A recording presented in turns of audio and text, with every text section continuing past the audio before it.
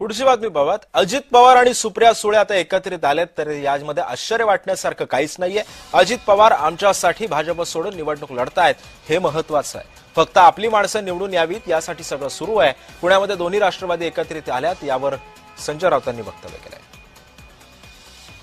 सुप्रिया सुळे यांना प्रश्न विचारणार नाही. आमच्यासाठी अजित पवार भारतीय जनता पक्षाच्या विरोधात जाऊन इथे आलेले आहेत आणि निवडणूक लढतात, हे महत्वाचं आहे.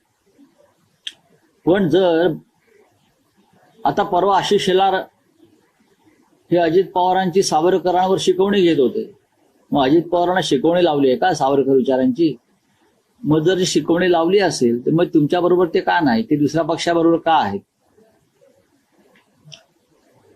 पण महाराष्ट्राच्या राजकारणामध्ये जो गोंधळ झालाय, एक डबकं झालेलं आहे आणि त्या डबक्यामध्ये बेडूक डराव करत बसल्यात.